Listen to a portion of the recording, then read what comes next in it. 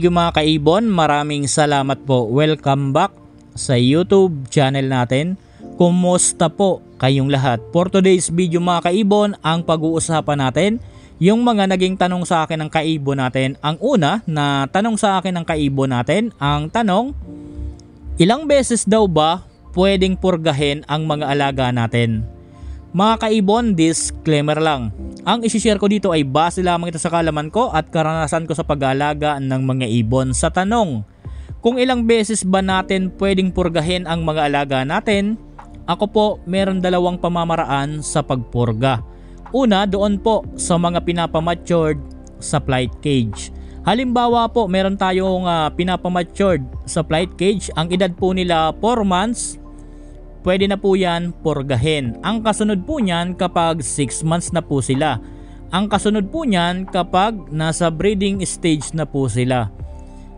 Ito kasing mga nasa flight cage, kaya po natin yan pinupurga para po matanggal yung mga toxic sa katawan at mga bula-bulate, para habang nagmamatured sila, talagang maganda po ang katawan at healthy yung mga alaga natin. Para po kapag nasa breeding stage na sila, mabigyan tayo ng magandang resulta.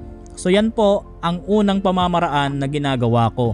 Pangalawang pamamaraan po mga kaibon, para po ito sa mga gagawing breeder. Halimbawa po meron tayong gagawing breeder, yung mga isasalang na natin. Dapat po bago natin sila isalang sa breeding cage, dapat purgahin po natin sila. Ang purpose kasi natin kaya natin sila pinupurga, para po matanggal din yung mga toxic sa katawan at bula-bulate, para po kapag nagkaroon na sila ng itlog, mataas po ang tsansa ng fertility, at kapag nagkaroon na sila ng mga inakay, wala pong kaagaw sa nutrients na ibibigay ng parent. Kaya po importante ang pagpurga bago natin sila i-breed. Ang kasunod po ng pagpurga mga kaibon, kapag yung mga inakay bumaba na, pwede na natin purgahin uli yung breeder natin kung wala pa silang itlog. Halimbawa, wala silang itlog, hindi pa sila nagme-mate, nakababa na yung mga inakay po nila, pwede na natin niyang purgahin mga kaibon para panibago uli na matanggal yung mga toxic at bulate sa katawan, para mataas uli ang tsansa ng fertility ng itlog at wala tayong magiging kaagaw sa nutrients yung mga magiging inakay.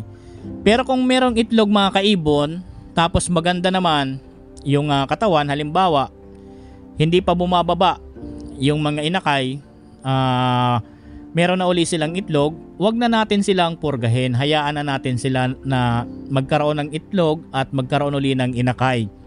Pag nagkaroon uli tayo ng pagkakataon na matsyempuhan natin, bumaba yung mga inakay, wala pa silang itlog, hindi pa nagmate, purgahin uli natin. So yan lang po ang ginagawa ko mga kaibon.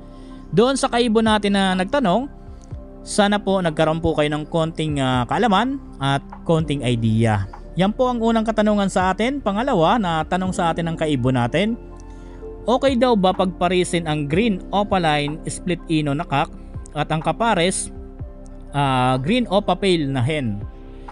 Ang tanong sa atin ni sir, kung wala daw mali dito sa parisan niya. Mga kaibon, sa ganitong klase ng parisan, wala naman po ditong mali. Okay naman po ang ganitong klase ng parisan. Ang magiging ID ng mga inakay po nila, lahat po yan opaline, split pale fallow, possible split ino. Okay naman po ang ganitong klase ng parisan. Pero kung bibigyan ko po kayo ng advice, nasa sa inyo po kung susundin po ninyo or kaya naman itutuloy ninyo yung parisan po ninyo. Mas maganda kasi yung cock mo dahil split ino, napakaganda po niyan kung parisan din po ninyo ng green opaline split ino na hen, para po doon sa project Lutino Opa. So napakaganda po niyan kung ganun sana ang gagawin po ninyong parisan. Tapos yung opa pale mo na green, pwede mo naman po yan parisan kahit na green opaline split pale fallow na cock. Project opa pale pa din yon. So maglalabas pa din yan ng visual.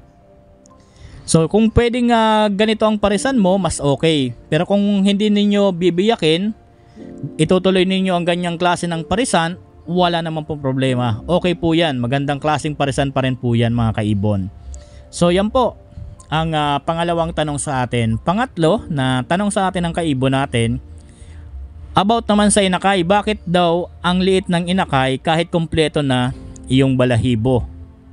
Alam nyo mga kaibon, meron talagang mga inakay na talagang medyo nababansot. Meron ding mga inakay na talagang kung maliit ang breeder, ganon din po ang nangyayari. Maliit din po ang inakay. Pero kahit na merong malaking breeder, nagkakaroon pa rin po ng maliit na inakay. Kapag inakay kasi mga kaibon, dapat tulungan natin yung breeder natin na mapalaki ng maayos yung mga magiging inakay po nila. Huwag natin iasa minsan sa malaki naman yung parent, malaki rin yung inakay. Hindi po ganon mga kaibon. Merong malaking ibon, malaking breeder, dahil nabansot yung mga inakay dahil sa binibigay natin na pagkain po na isusubo ng breeder natin. Kaya po, lagi po ninyong tatandaan, mas maganda kung meron kayong mga painakay, dapat po magbibigay kayo ng seeds na talagang medyo mataas ang protein. Kapag kasi mas mataas ang protein na binibigay natin sa breeder, isusubo nila yon doon sa mga inakay. Dahil sa taas ng protein, magandang klase ang ikalalabas na inakay. Tataba talaga yung mga magiging inakay. Ano ba yung mga seeds na mataas ang protein? Kagaya po ng sunflower seeds, canary. So yun po, yung dalawang yan. Canary plain, sunflower seeds, mataas po ang protein yan. Sabayan nyo pa ng mga pellet, kagaya ng mga chick booster, meron po yan na protein. Yung Integra na 2000, meron mataas na protein din po yan. Kapag pinagsama-sama po ninyo yan na ibigay doon sa breeder po ninyo, kapag naisubo na yan sa mga inakay, kahit na medyo maliit ang breeder po ninyo, talagang lalaki ng konti yung mga inakay at hindi po mababansot. Lalo na po kung magaling sumubo yung breeder po ninyo, or kaya naman mga kaibon, magaling bumuhay. So talagang lalaki po yung mga inakay. Hindi po talaga mababansot. So yun po ang pwede nating itulong sa breeder natin. Kapag meron silang inakay, bigyan natin yung breeder natin ng mga seeds na medyo mataas ang protein. Kung halimbawa po, bumili kayo 2 kilong African mix. Kapag bumili kayo ng 2 kilong African mix, haluan po ninyo ng kalahating kilong sunflower seeds. And then, haluan po ninyo ng 1 kilong canary na plain. And then, haluin nyo po. Yan po ang ibigay ninyo doon sa mga breeder po ninyo na merong inakay. At sabayan ninyo ng chick booster. And then, sabayan po ninyo ng gulay at vitamins. Kahit naman siguro medyo maliit ang breeder po ninyo, kapag yan po ang binigay ninyong seeds at ganyan ang binigay ninyong pagkain doon sa mga inakay, lalaki at lalaki ng konti yan. Hindi yan mababansot mga kaibon. So meron tayong video about dyan na diniscuss ko po yun. Pwede ninyong balikan at panuurin para magkaroon kayo ng konting idea kung ano ba ang binibigay na patuka sa mga breeder natin na merong painakay. So hanggang dito muna yung video natin.